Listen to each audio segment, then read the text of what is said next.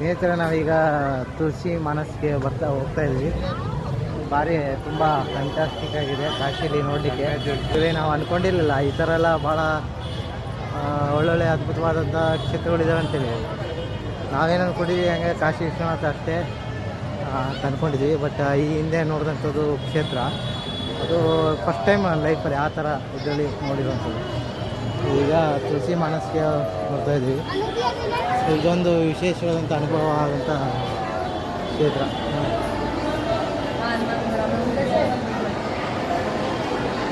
ನಿಮಗೆ ಇಷ್ಟ ಆಗ್ಬೋದು. ಇದೆಲ್ಲ ಕಾಶಿಗೆ ಬಂದರೆ ನೋಡ್ಬೋದಂಥ ಉತ್ತಮವಾದಂಥ ಕ್ಷೇತ್ರಗಳು. ಇಲ್ಲಿ ಶ್ರೀಕೃಷ್ಣ ಚಿಕ್ಕ ವಯಸ್ಸಿಂದ ಏನೇನೋ ಸಾಧನೆ ಮಾಡಿದ್ದೇನೆ ಅದ್ರ ಬಗ್ಗೆ ಎಲ್ಲ ಪ್ರದರ್ಶನ ಮಾಡಿದ್ದಾರೆ. ಚೆನ್ನಾಗಿದೆ.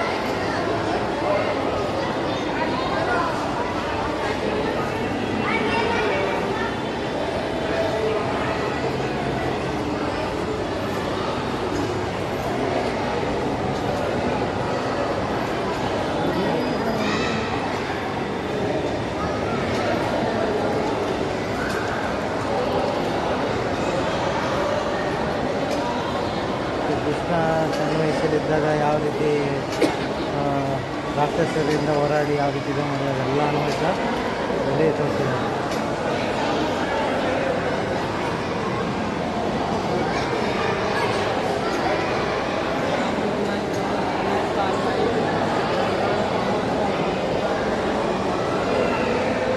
ಅನ್ನಪೂರ್ಣೇಶ್ವರಿ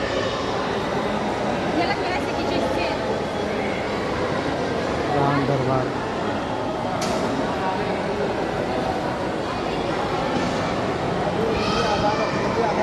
ಇದು ಮ್ಯೂಸಿಯಮ್ಮು. ಇದೊಂದು ಮ್ಯೂಸಿಯಮ್ಮು. 10 ರೂಪಾಯಿ ಕೊಟ್ಟು ಶುಲ್ಕ ಕೊಟ್ಟು ಒಳಗಡೆ ಬಂದಿದ್ವಿ. ಶ್ರೀ ರಾಮಕೃಷ್ಣ ಲೀಲಾ ಜಾತಿ.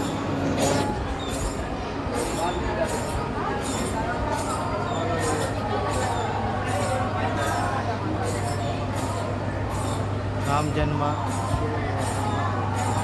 ವಿವಾಹ,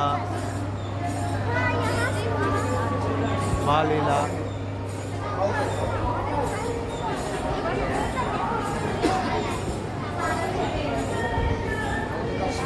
ಸೀತಾ ಸ್ವಯಂವರ, ಸೂರ್ಕನಕಿ,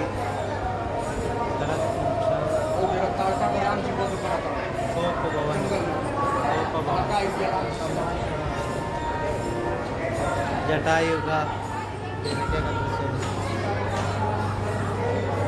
ರಾವಣ ಮತ್ತು ಜಟಾಯುಗ, ಬಲಿ ಮತ್ತು ಸುಗ್ರೀವನಿಂದ ಜಟಾಯುಮೋದ,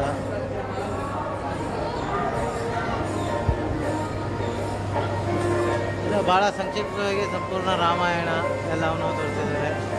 ನೂತನ ಜಾಸ್ತಿರೋದು, ಭಕ್ತ ಧ್ರುವ, ಲಕ್ಷ್ಮಿ,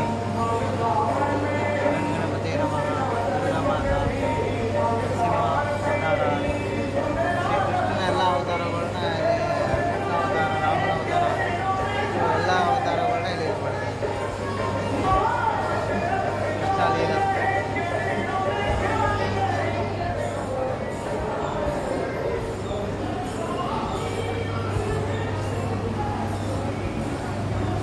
ಶ್ರೀಕೃಷ್ಣ ಗೋಪಿಯರ ಜೊತೆಗೆ ಜೋಕಾಲಿ ಆಡ್ತಾ ಇರೋದು, ಸೀತಾಮಾತೆ ಅಗ್ನಿ ಪರೀಕ್ಷೆ ತಗೊಂಡಿದ್ದೆ.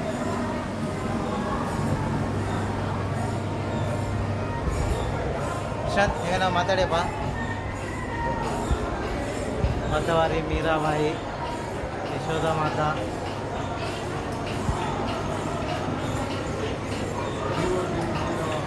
ಕಾರ್ಯಕರ್ತರು.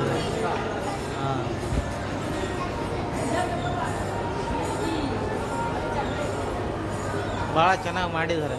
ಭಾಳ ಖುಷಿ ಆಯಿತು. ಸೊ ರಾಮ ಸೀತಾ ರಾಮರಾಜ್ಯಾಭಿಷೇಕ. ಸೊ ಈಗ ನಮ್ಮ ದೇಶದಲ್ಲಿ ಇದು ಭಾಳ ಅವಶ್ಯಕ ಇದೆ, ರಾಮರಾಜ್ಯ. ಇಲ್ಲಿ ಗಂಟೆ ನಾವೆಲ್ಲ ಹಿಂದೂಗಳಿರ್ತೇವೆ, ಅಲ್ಲಿ ಗಂಟೆ ರಾಮರಾಜ್ಯ ಚೆನ್ನಾಗಿರ್ತದೆ.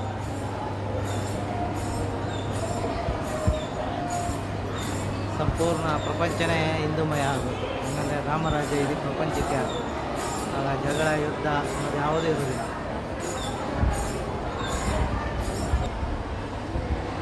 ಮುಗಿಸ್ಕೊಂಡು ಹೋಗ್ತಾ ಇದ್ದೀವಿ.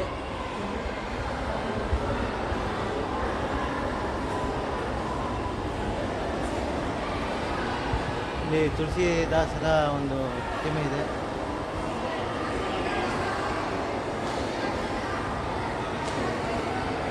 ಯಾವ ರೀತಿ ಮನೆಗಳಿದ್ವು ಆಗಿನ ಕಾಲದಲ್ಲಿ. ಭಾಳ ಚೆನ್ನಾಗಿ ಮಾಡಿದ್ದಾರೆ. ಭಾಳ ಸಂತೋಷ ಆಗ್ತಾಯಿದೆ ನೋಡಿ. ಪುಷ್ಪಕ ವಿಮಾನ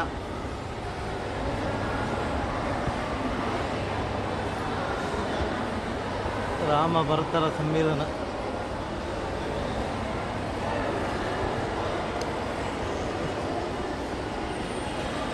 ರಾಮ ಪಟ್ಟಾಭಿಷೇಕ.